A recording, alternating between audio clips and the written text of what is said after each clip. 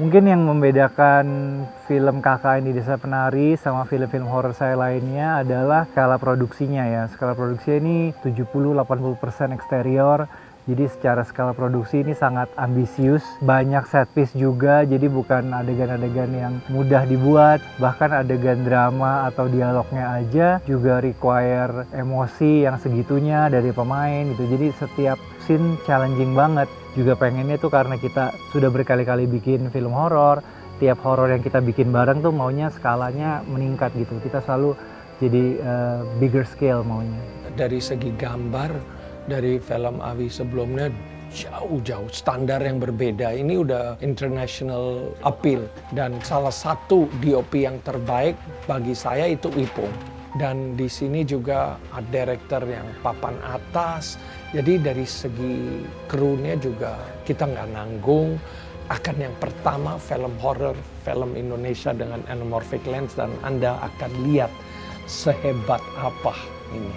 KKN Desa Penari ini udah lumayan cukup viral di thread Twitter dan kebetulan sekitaran aku tuh ngikutin beritanya gitu, mulai dari kakak aku, saudara aku dan keluarga-keluarga aku dan teman-teman aku lainnya. Dan pas ditawarin film ini awalnya sebenarnya takut gak bisa memerankan si karakter Nur ini dengan baik karena pastinya kan penonton udah punya ekspektasi yang tinggi sama pemeran-pemeran yang main film KKN di Desa Penari gitu. Cuman karena aku suka tantangan dan menurut aku kenapa enggak dicoba, jadi ya aku makanya mau ngambil film KKN di Desa Penari. Cerita KKN di Desa Penari sendiri memang sudah cukup viral di Indonesia. Dari jauh-jauh waktu sebelum aku dapat penawaran untuk main film di film KKN aja, aku sudah baca gitu cerita ini. Dan kesempatan yang luar biasa yang diberikan oleh MD, terima kasih sudah percaya untuk Adinda memerankan sebagai Widya.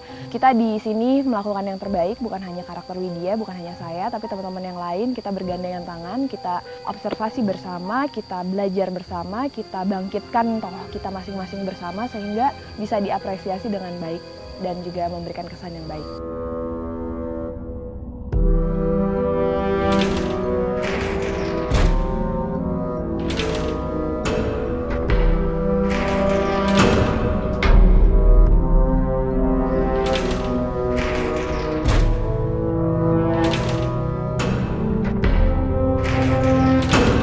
Ada tantangan baru untuk memerankan karakter Bima. Banyaklah hal-hal yang akhirnya bisa gue explore, hal-hal yang bisa gue jabarin, hal-hal yang gue pelajarin lagi. Anak fakultas teknik, anak pencinta alam, terus juga dengan background dia pernah di pesantren. Terus ini adalah salah satu film periodik juga. Eranya ini tahun 2009. Gue penasaran sih, jadi oke, gue harus main film ini.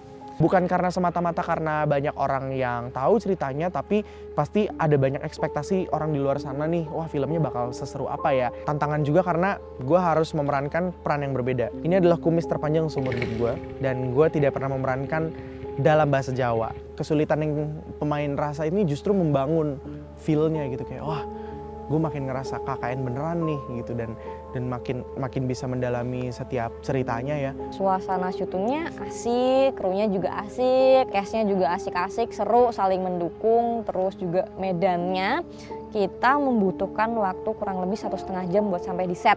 Ini bener-bener, kalian bisa lihat deh di belakang ini kayak hutan banget. Kita bener-bener pakai set yang asli gitu. Jadi ya emang sedikit kesusahan gitu kalau misalkan ada hujan, apalagi eksterior gitu. Cuman semuanya happy, dan dengan set kayak gini juga jadi kepacu lagi sih emosinya. Gimana yang harus kita rasain pada saat itu juga. Ini tuh adalah film horor pertama yang pernah aku mainin. Jujur aja sih tingkat kesulitannya melebihi film-film yang sudah aku jalanin, karena film yang sebelumnya ya wes satu frekuensi sama bidang aku, itu stand up comedy, film komedi. Bisa mencoba gimana sih beratnya ngejalanin film horor ini.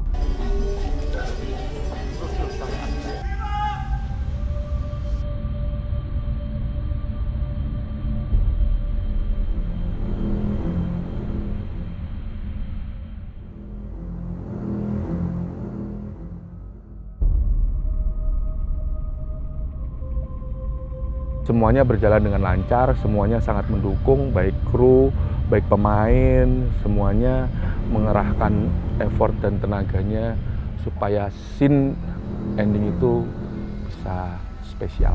Karena buat anak kuliah, apalagi yang lagi proker atau yang lagi menyelesaikan tugas akhir, ini bener-bener deket banget sama kalian.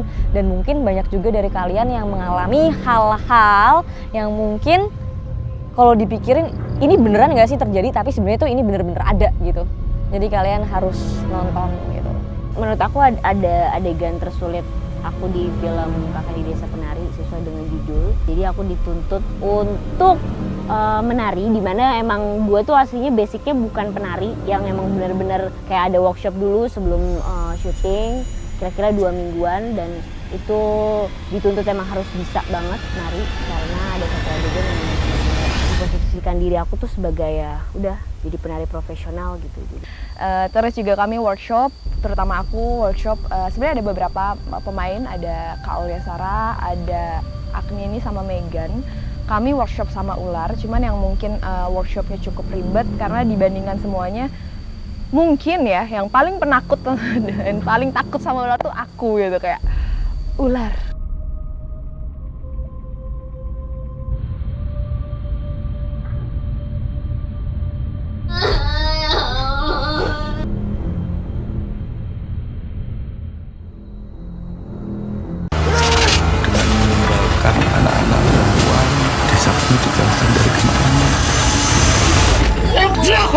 Ya, aku bisa hari gue mencuri